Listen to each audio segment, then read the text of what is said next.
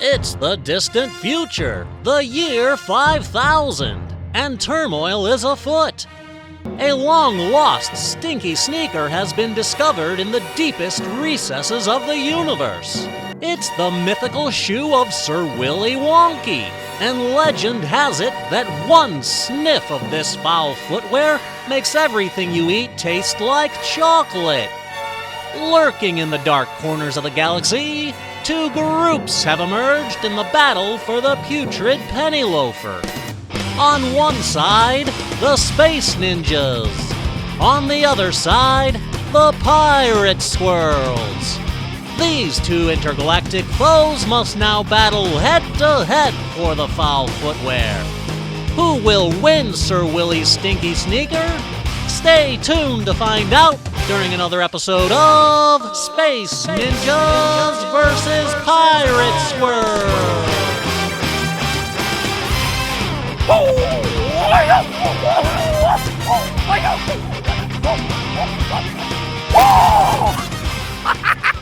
Hey everybody, welcome back, man. Welcome back as we're in week number 3 here of battling for that smelly, stinky sneaker that from Sir Willy Wonky. That's right, as we're battling Space Ninjas versus Pirate Squirrels. And oh my goodness, last week we did a little challenge for everybody. It was sort of like a pirate challenge. And so I thought this week would be a good ninja challenge. What do you think? How about we do a ninja challenge? You want to do that? I want to see how many tumbles you can do in your home for the next 30 seconds. That's right. We're going to put a timer on the screen, and for 30 seconds, I want you to do at least 10 tumbles on the ground like a ninja. You gotta tumble like a ninja. Whoa, whoa, whoa. And while you do it, you gotta go, hi-ya, hi-ya, hi-ya. All right, just do it the whole time while you're doing that. All right, just make sure you got plenty of space all around you, okay? Don't break anything in your room, okay? All right, so we're gonna see if you can do 10 tumbles in 30 seconds without hurting yourself, okay? Here we go. 30 seconds on the clock. Ready? 3, 2, 1, go, ninja!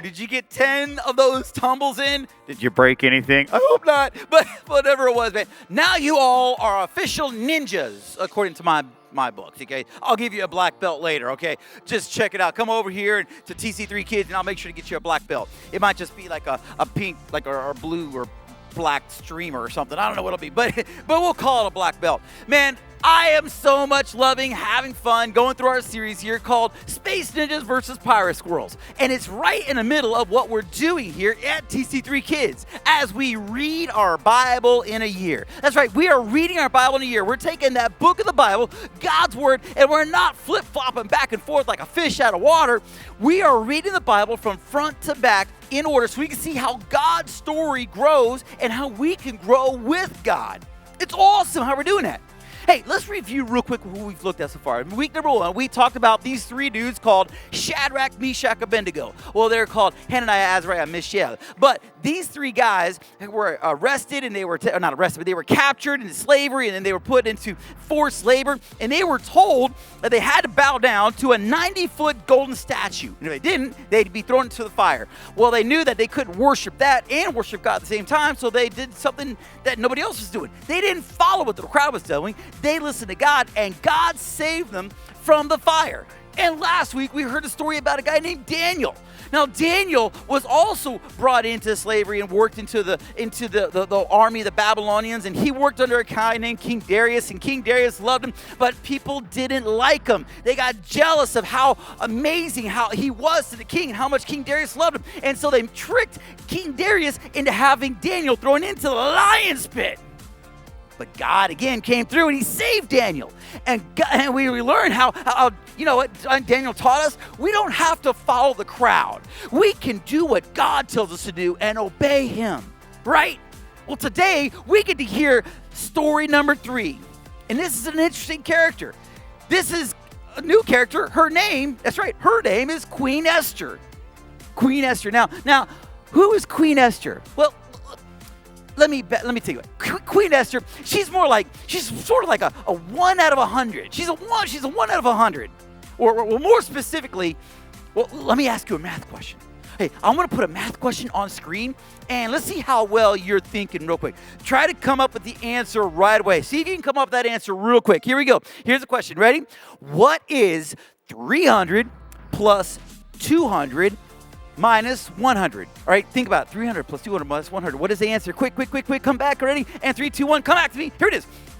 400. That's right, 400. Now, why is 400 so important? Well, let me tell you why. Queen Esther, well, here, you know what? Since we're talking about ninjas, I thought today would be a lot of fun. As we did some quick ninja disguises, and ninja like to disguise, and they like to do quick changes, right? They're really good at that. So today, we're going to talk about 4 main characters in our story. And we're going to do that while going through these characters. I'm going to do some sort of like quick changes. So try to keep up with me if you're ninja. All right, here we go. So the story begins with a guy named King Xerxes. Now, King Xerxes was a pretty powerful, awesome kind of king. People loved him, and he thought he was a good guy, and he had money, he had power, he had so much going for him. He had land beyond land, he had it all, he had everything. But there's one thing he didn't have. He didn't have a queen, right? So he didn't have himself a little queen, he called himself a wife. So he ordered his soldiers to go out into the land, and soldiers, go find me 400 of the most beautiful women in all the land. And they went out there, and they got 400 of these beautiful women from all over the world, well, all over the land at the time, okay? They didn't fly them in, okay, because they didn't have planes back then. But they brought all these women in, and they were forced to put on a beauty show for King Xerxes. And all the women lost, of course, except for one, and that would be Queen Esther. Now, Queen Esther was a very nice person, and she loved God with all her heart. King Xerxes wasn't really wasn't what you call a God follower. He didn't listen to Yahweh God. He had other gods he listened to. But he loved himself, his queen. Queen Esther, though, she really, really loved God, and she honored God, but she kept that as a secret. She didn't tell her husband that she was what we call a Jew. A Jew is someone who followed God. They were part of the Israel nation that listened to God, and they worshiped God, Yahweh God. Not foreign and weird kind of gods that people made up, but the one true God she listened to.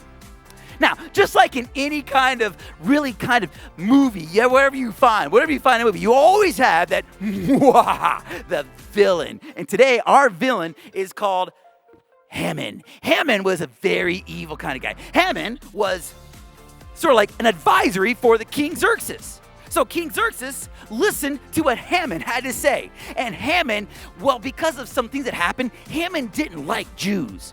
No, there's a few Jews that he knew that didn't listen to him, and he was very sort of bleh, those Jews, those evil Jews, I just want to get rid of all of them. I want to get rid of them. Let me get rid of those Jews. How can I get rid of those Jews? I guess you could say he was a bit of a racist. He didn't like the Jews. He didn't like a few Jews, and so he took it out against all of them. And so Mordecai, Haman thought, what can I do to get rid of the Jews? I need King Xerxes' help. How can I do it? And he does it, and he comes up, and he finds the king, right? He finds the king, and then the king, he does this. He says, Haman says to King Xerxes, there is a certain people, and this is in the book of Esther, chapter 3, so you can read this later on if you want. It's a fascinating book, Esther, all right? E-S-T-H-E-R, there's an H in there. Sometimes people miss that.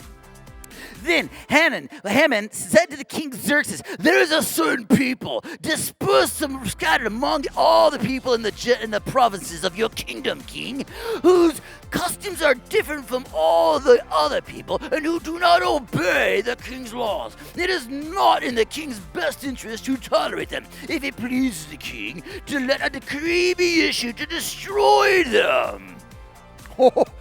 Isn't that just evil? He hates just a couple of Jews, so he takes out against all of them. And so the King Xerxes looks at Haman and says, well, Haman, you do not need to pay me any money for that. Just go and make it happen. I write it as a decree. Go and do what you need to do. Hold on a second. Didn't we say that the queen was Jewish? Oh my goodness, Queen Esther's Jewish. Now, there is a fourth person in today's Bible story. His name is Mordecai. Now, Mordecai was a great guy who worked with King Xerxes. He worked with King Xerxes in the castle, sort of like a smaller role. But Mordecai really did his best to try to help behind the scenes. And Mordecai heard this evil plan that Haman had put together for the king. And when the king heard this from Haman, Mordecai sort of got the wind of it. He heard it. And here's the thing. Mordecai was also Jewish. He knew that if he didn't do anything, if he kept this to himself, that he, his friends, his family, all the Jews of the land would be dismantled, disappeared, dispersed, destroyed. Oh no, that's not good at all, is it? But there's a little trick behind all this.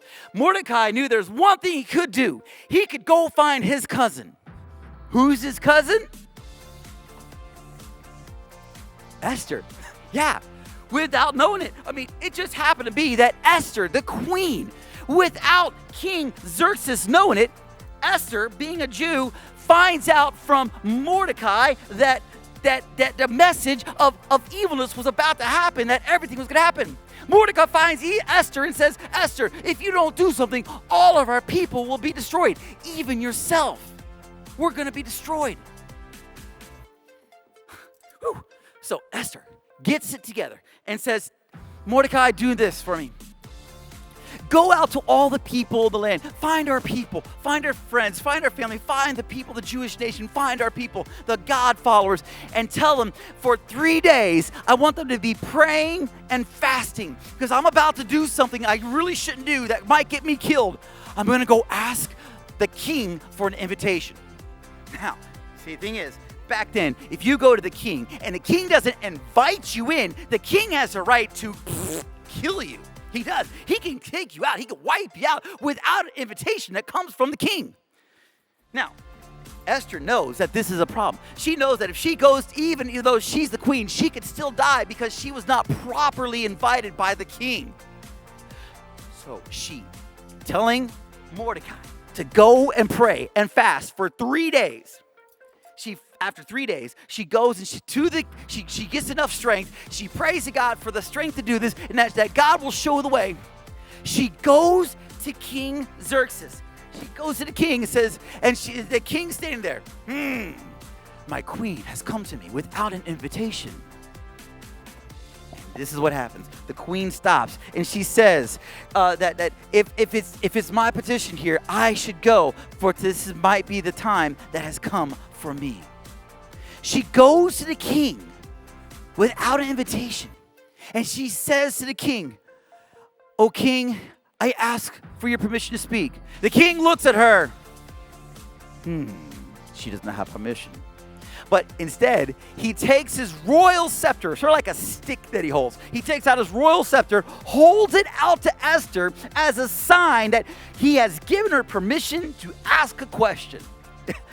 Sort of weird back then. I mean, can you imagine if your teacher just like held a ruler out to your face? Yes, you may ask a question. That'd be sort of weird, awkward, wouldn't it? So Queen Esther asks the king for a dinner invitation. A dinner for her, the king, and Haman. All three of them would go to this dinner, and they would have a feast in celebration of whatever.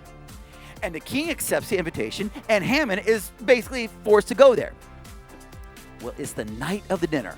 And here you've got the queen, the king, and Haman all ready to go for this dinner. Now the king stops and asks the question, "My queen, what is it that you want? Ask anything that you request. Anything you request, I will give it to you, up to half of my kingdom." He loved his queen so much. Ask for anything you want. I'll give you half of my kingdom, is what he said.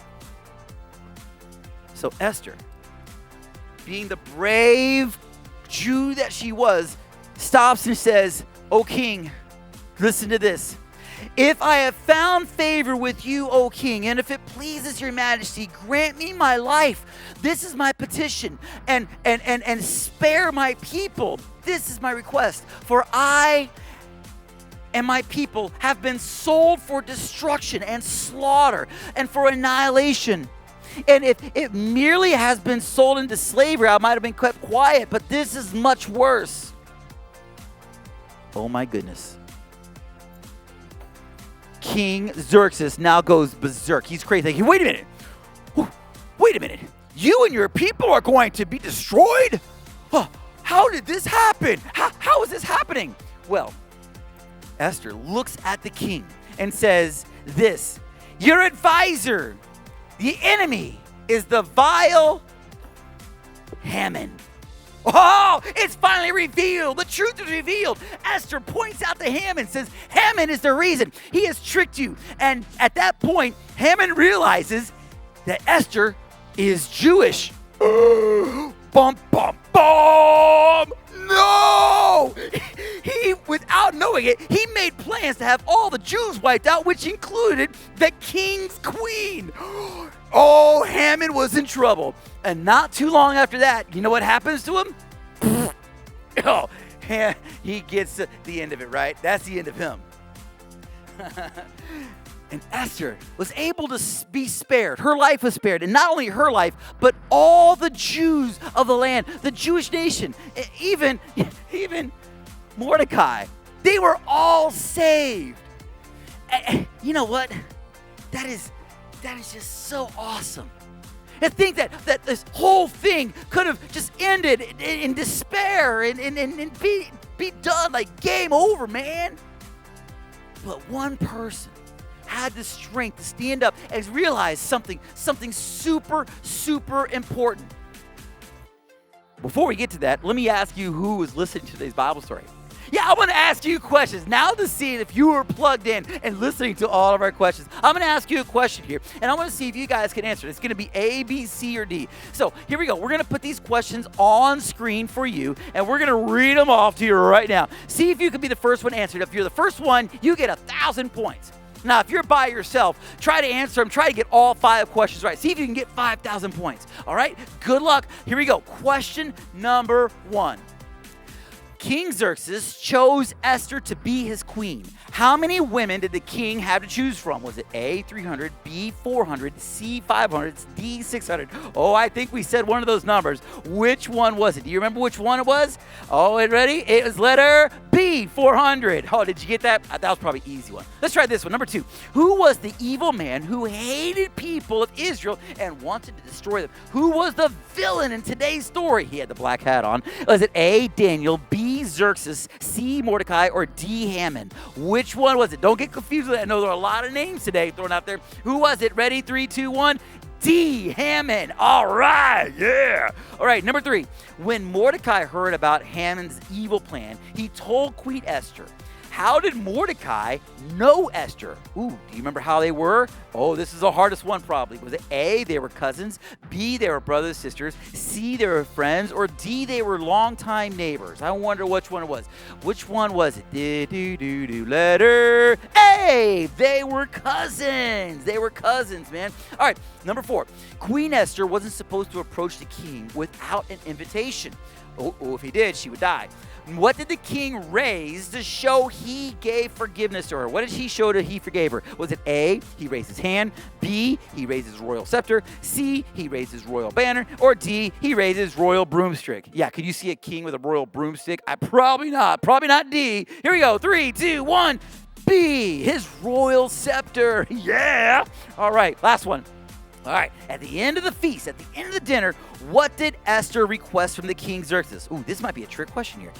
A, did she request to have Haman arrested, to have Haman killed, to have Haman's people killed, or to spare her life? Ooh, which one was it? What did she ask the king to do? Ready? 3, 2, 1. The answer is D, to spare her people. Well, how did you do, guys? How'd you do? Did you get 5,000 points? Or did you get more than the other person in your room? Did you? Well, I hope you did. Well, I hope you all did a great job. Hope you all were able to listen and understand today's story. Here's one thing that we really want you to take away today. It says God has a purpose for you. And he wants to use you to do something good with you. God has a purpose for your life, and he wants to do something good with you. Everybody has a purpose that God has a plan for everybody. And he has a purpose for everybody. But are you going to listen to him? Are you going to follow what God says? Because if you do, oh my goodness. If that's what happened to Esther, what is going to happen in your life? What's going to happen to all the people around you when you listen to God and you follow his wall and his instructions? What's going to happen then? Hey, you know what? Our power verse this month is going to be amazing. Our power verse is awesome. This is going to help build you up and strengthen you, make you better. It's Matthew 5:10. This thing is epic as far as building you up. Let's put this on the screen and let you guys read this at home. If you can memorize it, that would be awesome. So here we go. On the screen, Matthew 5:10. Here we go. Read this with me. Let's read out loud.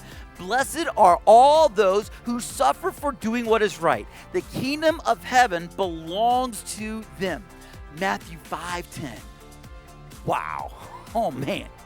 This is great. This has been awesome. You know what? We have one more week of Space Ninjas versus Pirate Squirrels. And I can't wait to see what comes next week. You got to be here. Tell your friends, tell your family, tell everybody. Talk to your dog. Let them know what to watch next time, because we want you here as we battle Space Ninjas versus Pirate Squirrels. See you then. Bye. Who will win Sir Willie's Stinky Sneaker? Stay tuned to find out during another episode of Space Ninjas versus Pirate Squirrels.